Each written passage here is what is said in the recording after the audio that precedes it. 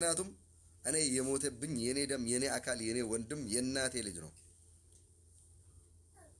ለኔ ብሎ ለመታገል ጫካ የገባ የኔ ወንድም ነው።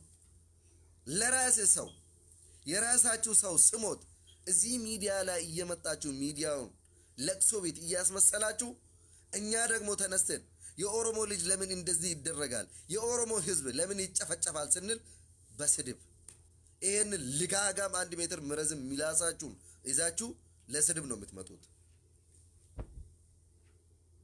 አንተም እንደምሰማኩ እኮ እኛም ይሰማናል።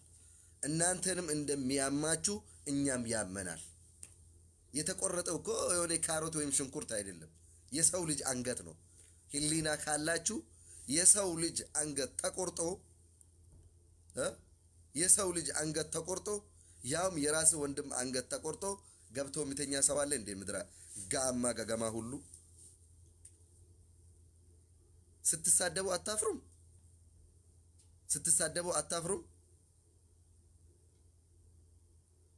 እንዴት ብታስቡ ነው? ምን አይነት ንቀት ለኛ ቢኖራችሁ ነው እዚህ መጣችሁ ምትስ? ሽንኩርት አይደለም እኮ ወይም እንጨት አይደለም የተቆረጠው፣ የሰው ልጅ ነፍስ ነው። ያውም ዘር ያለው ህዝብ ያለው ወገን ያለው ወንድም ያለው የራሱ አካል ያለው የራሱ አካል የራሱ ደም ያለው ወገናችን ወንድማችን አንገት ነው የተቆረጠው። የራሴ ወንድም አንገት ተቆርጦ ገብቼ እንድተኛ ነው የምትፈልገው ወይ መጥቼ እዚህ ላይ ከናንተ ጋር እሽሩሩ እኛ ኢትዮጵያዊንን እኛ ወንድማማቾችንን እኛ አንድንን አንላያይም አንነጣጠልም አብረን እንኖራለን እንድል ነው የምትፈልገው? አንድ አይደለንም። ማንንም ሰው እኮ የራሱ ወገን ስነካበት ምን ያህል እንደሚያመው እኮ ያውቃል።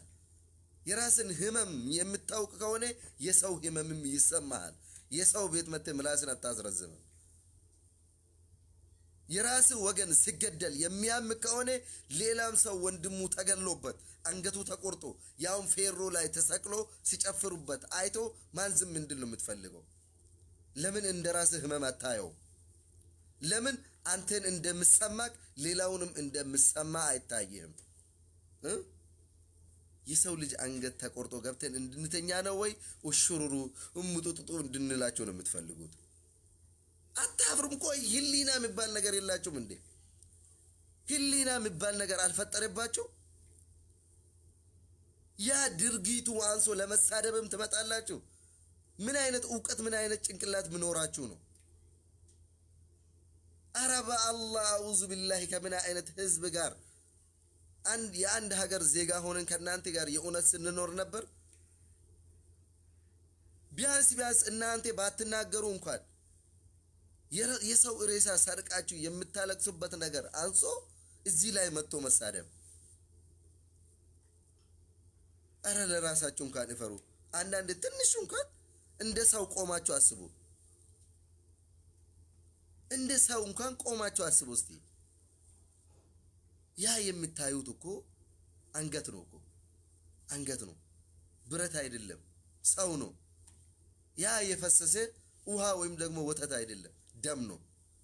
የሰው ልጅ ደም ነው አንገት ተቆርጦ የፈሰሰው። ያ ሁሉ ድርጊት ተደርጎብን ገብተን እንድንተኛ ነው የምትፈልጉት ወይ? ቻይና የሰራችውን ካምፓኒ ለእናንተ ትተን እኛ ገብተን እየተኛን እኛ እዚህ ላይ ጌም እየተጫወተን እናንተ ደግሞ በእኛ ሰው ሞት ታለቅሳላችሁ፣ በእኛ ሰው ሬሳ ትነግዳላችሁ። ገዳዩም እናንተ አልቃሹም እናንተ። እንደዚህ አይነት አጉል ማለት ነው። አጉል የሆነ የጅላጅል ፖለቲካ አትጫወቱ።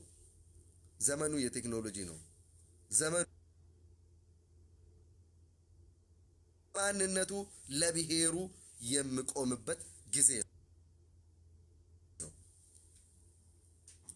ጆሎ ሮሞ ኮፒ ሊንክና ጎዱ እንዳቢና አንዳንዶቹ ደግሞ እዚህ ቲክቶክ ላይ መጥቶ መርጦ አልቃሽ ይላሉ። አዎ መርጠን ነው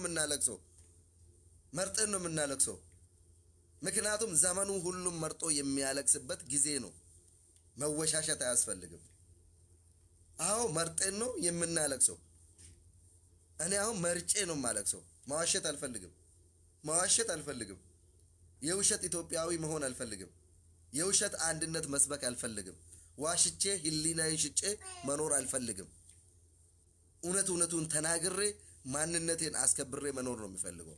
እኔ መርጬ ነው ማለቅሰው። አዎ ኦሮሞ ሲሞት አለቅሳለሁ። ምክንያቱም ኦሮሞ ከኔ ውጪ ማንም ድምጽ የሚሆንለት የለውም።